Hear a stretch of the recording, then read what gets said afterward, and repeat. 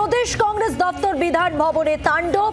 5 দিন পালিয়ে বেড়ানোর পর অবশেষে পুলিশের জালে বিজেপি নেতা রাকেশ সিং। গতকাল রাত 2টো নাগাদ ট্যাংরা এলাকার ফ্ল্যাটে পুলিশের অভিযান চালায় ইন্টালি থানার পুলিশ। মধ্যরাতে সেখান থেকেই গ্রেফতার করা হয় রাকেশ সিংকে। আগে রাকেশ সিং এর ছেলে শিবমকে গ্রেফতার করেছিল পুলিশ। আর রাকেশের গ্রেফতারের দাবিতে আমরা জানি গতকালই বিধানসভার সামনে কংগ্রেসের নেতা কর্মীরা তারা বিক্ষোভ দেখান এবং অবশেষে রাত 2টো নাগাদ পুলিশের অভিযান, রাকেশ সিং গ্রেফতার। সরাসরি কথা বলবো, আমাদের সঙ্গে রয়েছেন আমাদের প্রতিনিধি অয়ন ঘোষাল। অয়ন, পুলিশ যে অভিযান করেছে, রাত 2টোয় গ্রেফতার করেছে রাকেশ সিংকে, এই অভিযান কিভাবে সংগঠিত হয়েছে এবং কি জানা যাচ্ছে পুলিশ সূত্রে? এখনো পর্যন্ত পুলিশ সূত্রে যা খবর, তাতে রাকেশ সিং এর মোবাইল টাওয়ার লোকেশন এটা ট্র্যাক করেই কিন্তু শেষ পর্যন্ত পুলিশ এই কেসটা ট্র্যাক করলো। তার কারণ রাত 2টো নাগাদ হঠাৎ করেই একদম বড় সড়ো বাহিনী নিয়ে, প্রায় 100 থেকে 125 জনের একটা বিশাল পুলিশ বাহিনী নিয়ে এন্টালি থানা এবং লালবাজারের অ্যান্টি রাউডি স্কোয়াড তারা একযোগে ট্যাংরার এক অভিজাত আবাসন সেখানে ঢোকে। সেখানে প্রথম পুলিশ নিচে পজিশন নেয় এবং পজিশন নেওয়ার পরে তারা নির্দিষ্ট করে কোন ফ্ল্যাটে রাকেশ সিং লুকিয়ে রয়েছেন এ সম্পর্কে ফ্ল্যাটের সিকিউরিটি গার্ড, কেয়ারটেকার তাদের কাছ থেকে নিশ্চিত খবর পায় এবং সেই খবর পাওয়ার পর আর দেরি না করে সরাসরি রাকেশ সিং যে ফ্ল্যাটে রয়েছেন সেই ফ্ল্যাটের কলিং বেল বাজায় এন্টালি থানার পুলিশ এবং তারপরে দরজা খোলা মাত্র রাকেশ সিংকে সেখান থেকে বের করে আনা হয়। তার দুপাশে সেই সময় ছিল কড়া পুলিশি নিরাপত্তার বেষ্টনী। তার মধ্যেও রাকেশ সিং ক্রমাগত রাজনৈতিক স্লোগান দিতে থাকেন।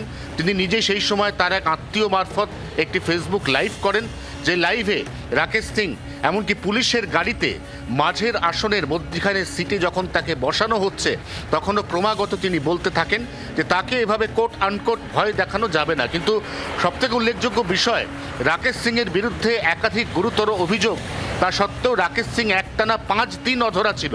রাকেশ অনুগামী এবং সেদিন প্রদেশ কংগ্রেস দপ্তরে হামলার ঘটনায় এর আগে 5 জনকে গ্রেপ্তার করেছে এন্টালি থানা। কিন্তু বারবার প্রশ্ন উঠছিল যে রাকেশ সিং কলকাতা ছেড়ে কোথাও বেরোননি, কারণ লুকআউট নোটিশ জারি করা ছিল, রেল স্টেশন, বিমানবন্দর সর্বত্র অ্যালার্ট দেওয়া ছিল। অতএব রাকেশ সিং যে কলকাতাতেই রয়েছেন এটা মোটের উপর নিশ্চিত ছিল, এই তথ্য সম্পূর্ণ নিশ্চিত ছিল পুলিশের কাছে।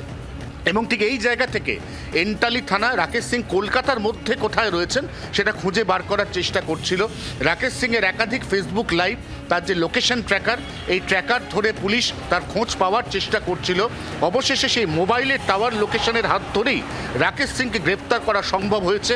এন্টালি থানা এবং লালবাজারের অ্যান্টি রাউডি স্কোয়াড তাকে গ্রেপ্তার করার পরে এই মুহূর্তে লালবাজার সেন্ট্রাল লকআপে রাকেশ সিংকে রাখা হয়েছে বলে পুলিশ সূত্রে খবর। আজ আনুমানিক বেলা 1টার সময় তাকে মেডিকেল পরীক্ষার পর আদালতে পেশ করা হবে বলে পুলিশ সূত্রে জানা যাচ্ছে। মধুবন্তী। ধন্যবাদ অয়ন, সরাসরি কথা বলছিলাম প্রতিনিধি অয়ন ঘোষালের সঙ্গে। এবং প্রদেশ কংগ্রেস দপ্তর বিধান ভবনে তাণ্ডব। 5 দিন পর পালিয়ে বেড়ানোর পর শেষ পর্যন্ত রাকেশ সিংকে গ্রেফতার করা হলো।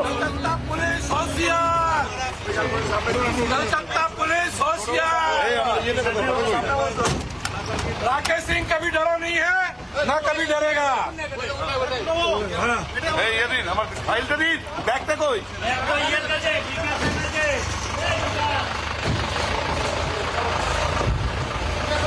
এন্টালি থানা এবং কলকাতা পুলিশের অ্যান্টি রাউডি স্কোয়াড গ্রেফতার করেছে রাকেশ সিংকে। লালবাজার সেন্ট্রাল লকআপে রাখা হয়েছে তাকে।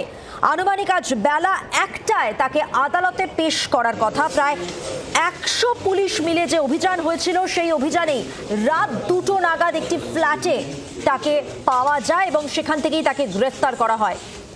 গত শুক্রবার প্রদেশ কংগ্রেস দপ্তরে ভাঙচুরের ঘটনা, রাহুল গান্ধী সহ কংগ্রেসের নেতাদের ছবি ও তাদের দলীয় পতাকায় আগুন ধরিয়ে দেওয়া হয়। আর এই গোটা ঘটনার পিছনে হাত ছিল বিজেপি নেতা রাকেশ সিং এর। ইতিমধ্যেই কয়েকজনকে গ্রেফতার করা হয়েছে, তার মধ্যে রাকেশ সিং এর ছেলেও রয়েছে। আজ অবশেষে জালে রাকেশ সিং।